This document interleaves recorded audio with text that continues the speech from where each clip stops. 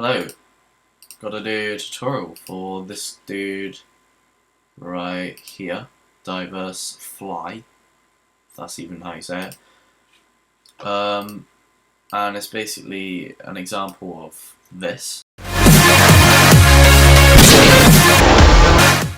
And it's pretty easy, to be honest, it's just mainly masking it out.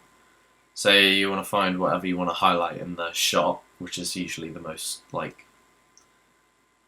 the best thing the person does in the shot, and then so I usually time remap it, so I slow it down or whatever from start to finish of the catwalk, like that.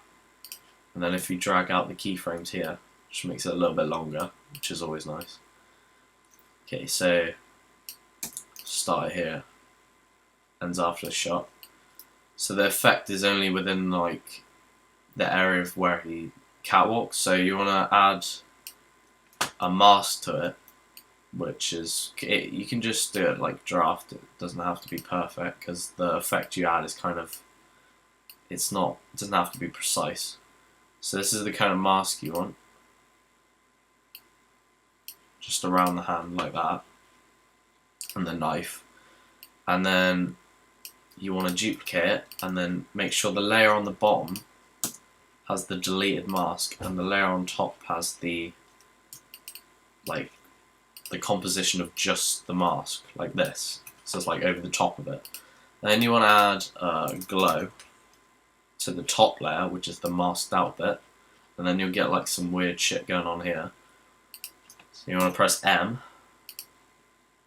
bring out all the mask options, and increase the feathering by a fair bit, and then maybe increase the expansion as well. And then basically after that, you want to keyframe the mask, so so it follows the path of the catwalk throughout the clip.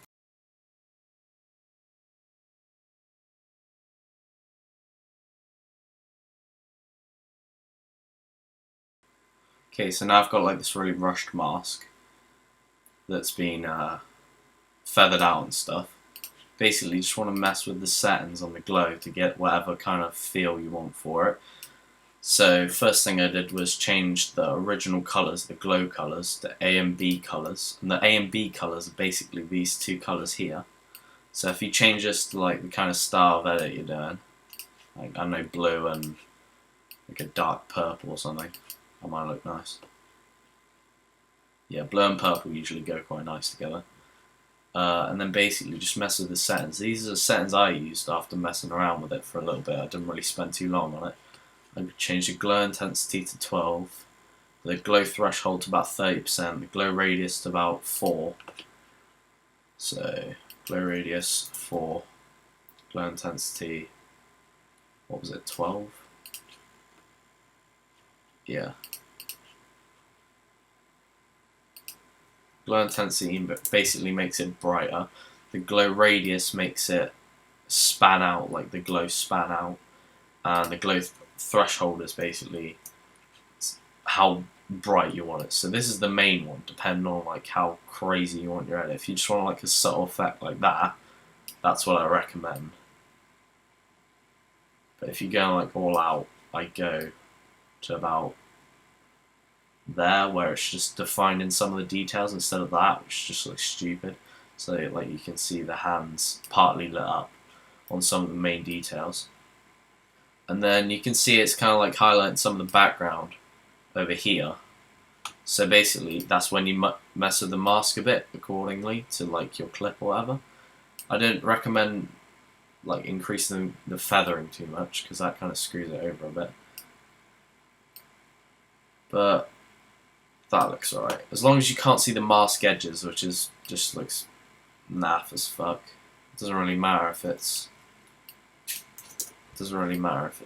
too shit. A few minutes if I was you, Bob. So I've given a few minutes if I was you. Okay. So this is the effect. This is really draft though, so don't take any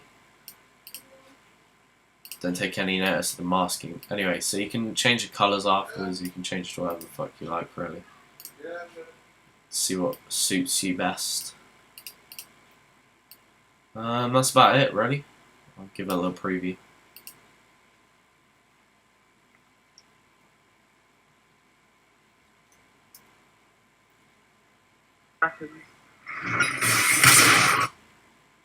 You can see I slowed it down quite a lot. Depends on the pace of your edit, so slowing it down. Anyway, that's about it, to be honest.